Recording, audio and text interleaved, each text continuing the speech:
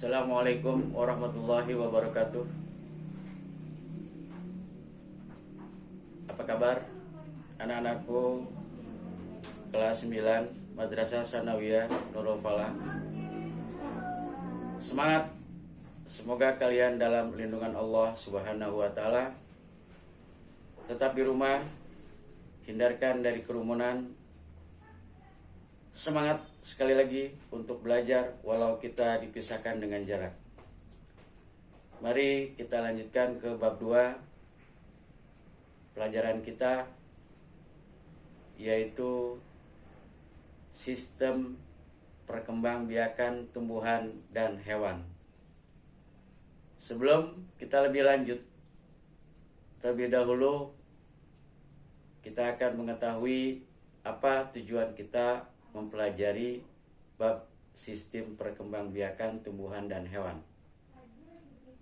Yang pertama, peserta didik mampu menganalisis cara perkembangbiakan vegetatif alami pada tumbuhan dengan tepat setelah melakukan kegiatan pengamatan. 2. Kalian mampu menganalisis cara perkembangbiakan vegetatif buatan pada tumbuhan dengan tepat setelah melakukan kegiatan mencangkok. 3. Kalian menganalisis cara perkembangbiakan aseksual pada hewan dengan benar setelah menggambar fragmentasi yang terjadi pada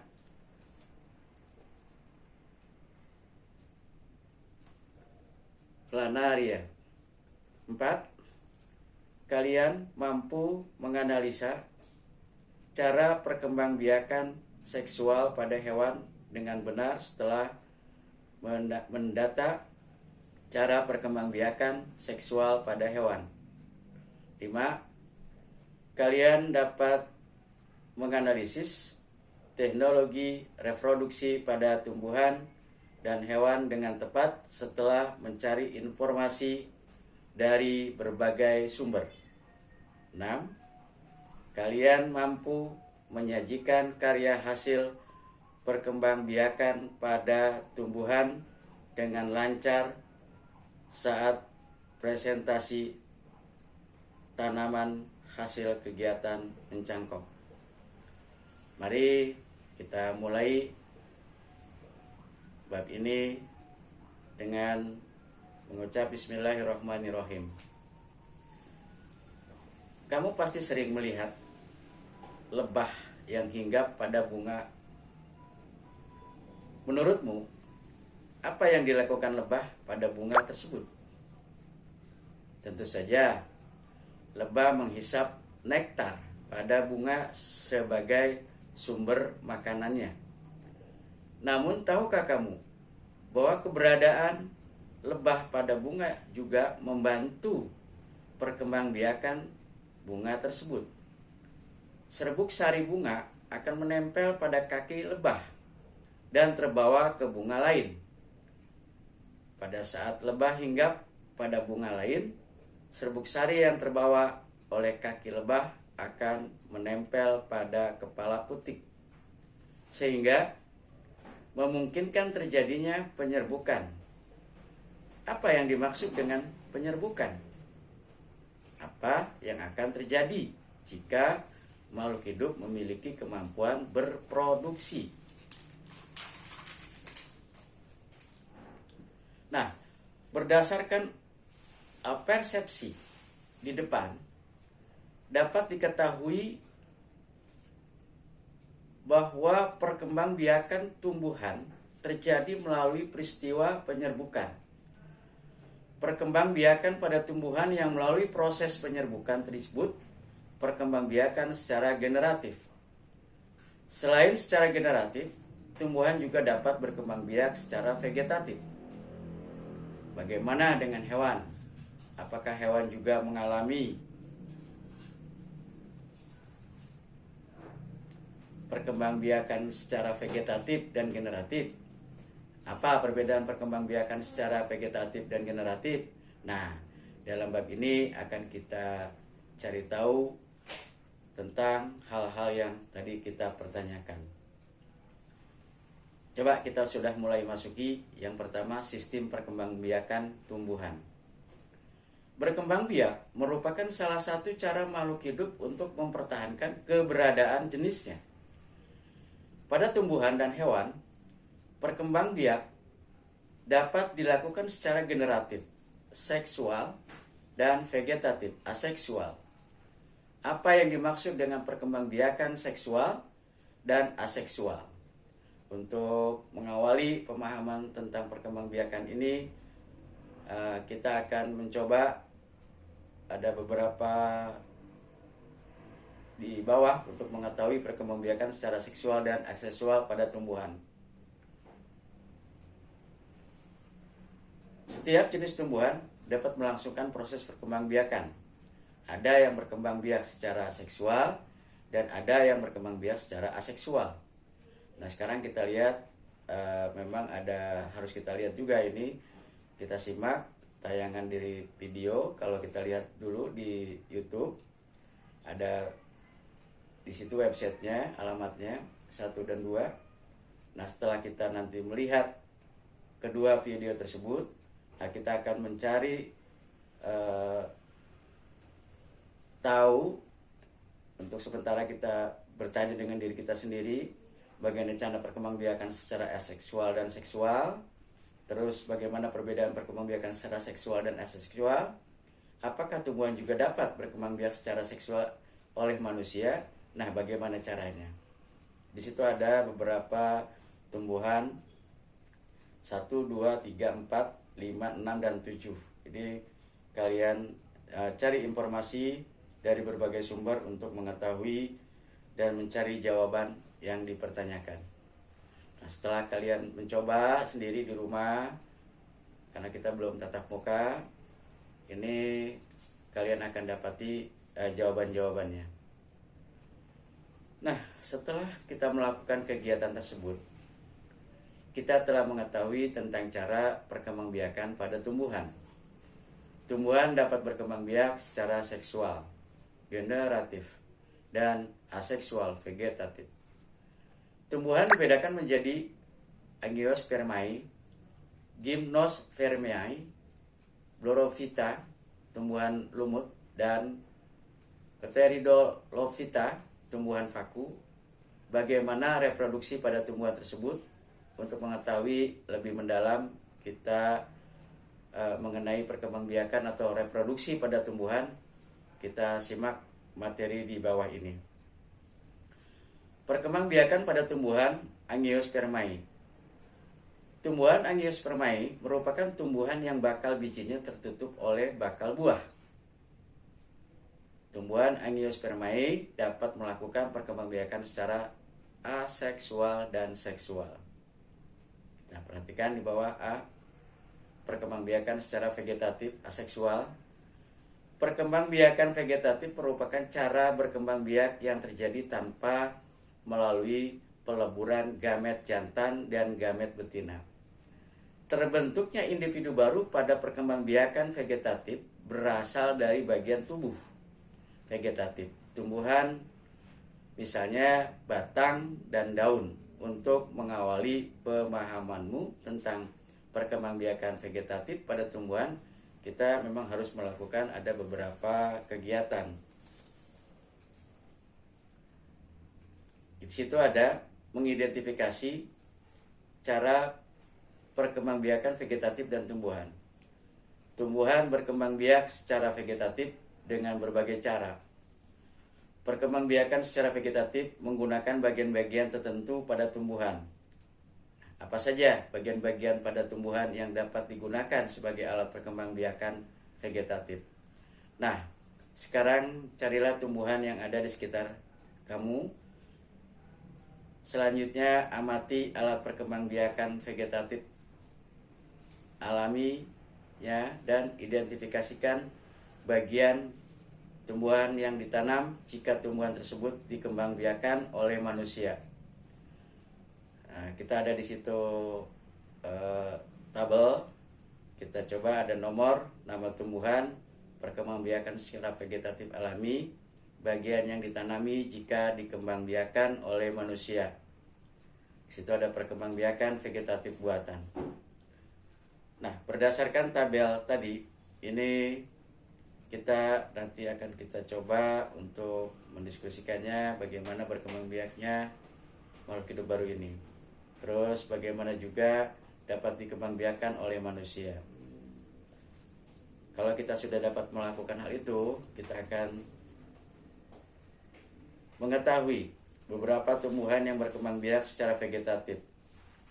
Perkembangbiakan vegetatif pada tumbuhan dapat terjadi dengan sendirinya secara alami ataupun secara buatan dengan bantuan manusia.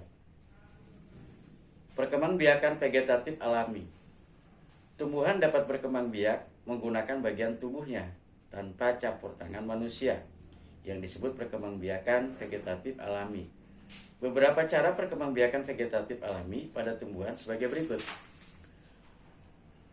A. Rizoma, rimpang.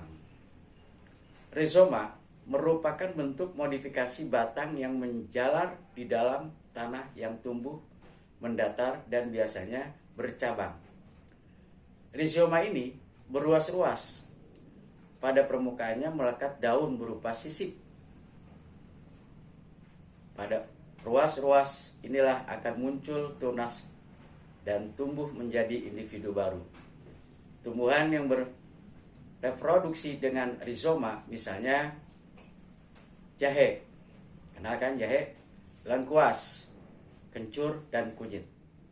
Tolong diingat sekali lagi, rizoma atau rimpang. Stolon, geragih. Stolon adalah bagian yang batang yang menjalar di atas permukaan tanah. Pada bagian ruas-ruasnya muncul akar dan akan tumbuh menjadi individu baru. Tumbuhan yang berproduksi dengan stolon misalnya pegagan dan stroberi. Kenal ya stroberi? C. Umbi lapis. Umbi lapis merupakan batang pendek yang tumbuh di dalam tanah dengan daun-daun tebal berbentuk sisik dan berdaging. Umbi lapis memiliki bagian pangkal yang agak keras disebut cakram. Tepat di bagian bawah cakram akan tumbuh akar serabut. Pada permukaan atasnya tumbuh daun yang berlapis-lapis disebut bulbus. Nah, bulbus merupakan bagian yang mengandung makanan cadangan. Tumbuhan yang bereproduksi dengan umbi lapis misalnya bawang merah, lili, dan tulip. Maksudnya lili itu bunga lili dan bunga tulip. D. Umbi batang. Umbi batang merupakan bagian batang yang tumbuh di dalam tanah dan ujungnya menggembung yang berisi makanan cadangan. Pada bagian umbi terdapat calon tunas yang dapat tumbuh menjadi individu baru. Contoh, tumbuhan yang berproduksi dengan umbi batang adalah kentang. Tunas. Tunas merupakan bagian tumbuhan yang dapat tumbuh menjadi individu baru. Tunas biasanya terbentuk melalui pembelahan sel pada bagian jaringan meristematis. Misalnya di ujung batang, ketiak, daun, dan ruas-ruas batang. Sebagai contoh pada tumbuhan pisang. Tunas tumbuh pada ruas batang di bagian paling bawah. Tunas adventif. Tunas adventif merupakan tunas yang tumbuh pada bagian tubuh individu dewasa, misalnya pada daun atau akar.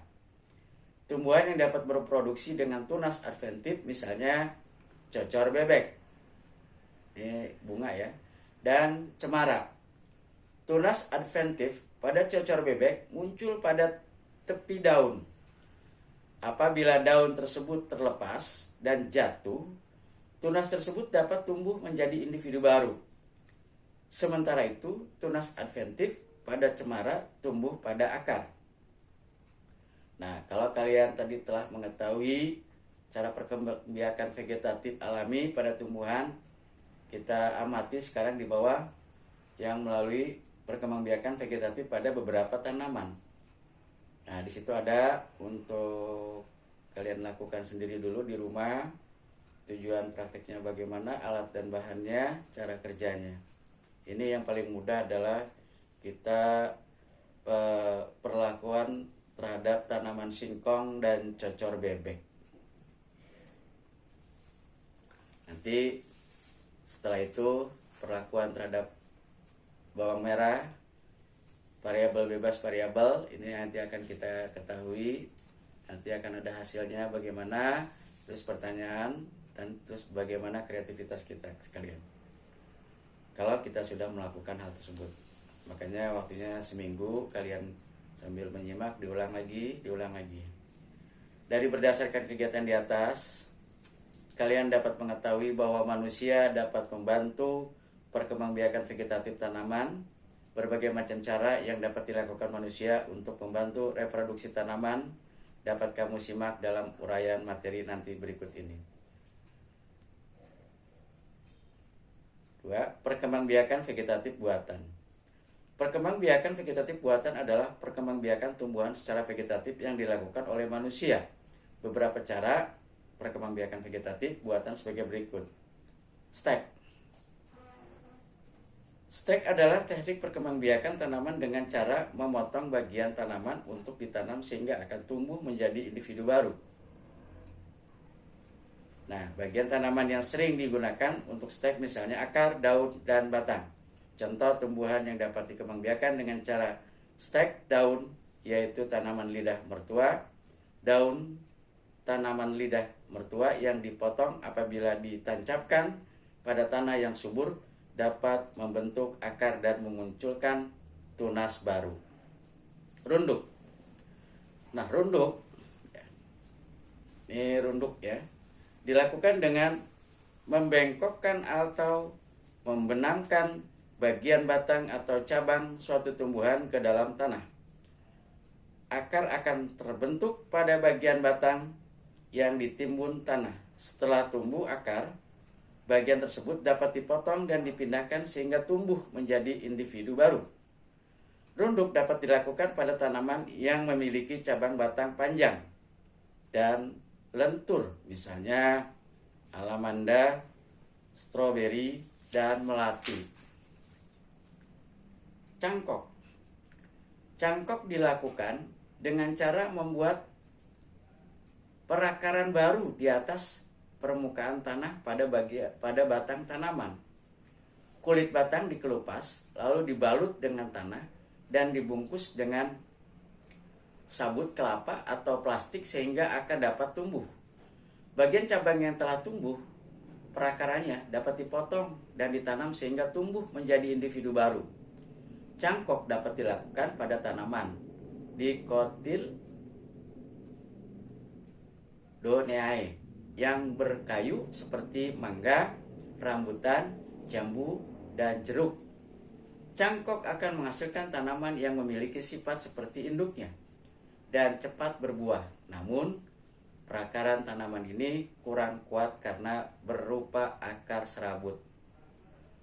Nah, setelah kita mempelajari materi tadi, kita akan memahami berbagai cara perkembangbiakan vegetatif pada tumbuhan, baik secara alami maupun buatan.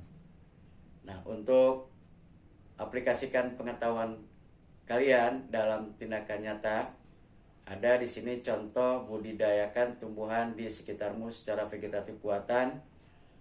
Di situ ada memang beberapa tugas